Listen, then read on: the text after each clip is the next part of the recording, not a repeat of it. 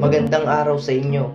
Dito sa Baliwag, Bulacan, isa sa mga historic landmark dito ay ang Simbahan ng Baliwag o Diocesan Shrine and Parish of St. Augustine.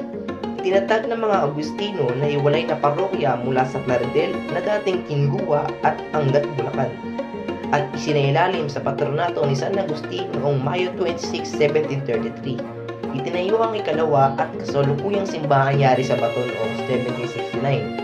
Dito rin bininyagan ang bayani si Mariano Ponce noong Marso 1863. Ang simbahan ay naging himpilan ng infantry regiment ng mga sundalong Amerikano noong digmaang Pilipino-Amerikano noong 1899. Ang simbahan din ay pinagtausan ng kauna-unahang lokal na halalan sa ilalim ng pamahalang kolonyal ng mga Amerikano sa utos ni General Henry Lawton noong May 6, 1899.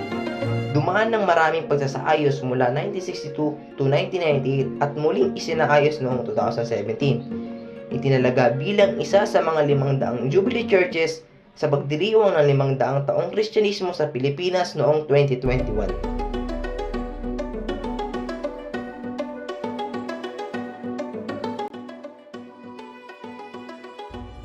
At tanyag ang Baliwag sa may pinakamahabang prosesyon ng mga naglalakihang imahe at karo tuwing Semana Santa.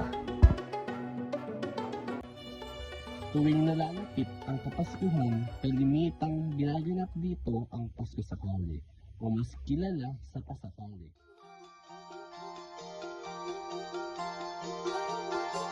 Ang iba't ibang paaralan, simula elementarya hanggang kolehiyo, sa buong Baliwag, simbolo ng nalalapit na ang Kapaskuhan, masaya, makulay, mailaw ang gabi tuwing ginagawa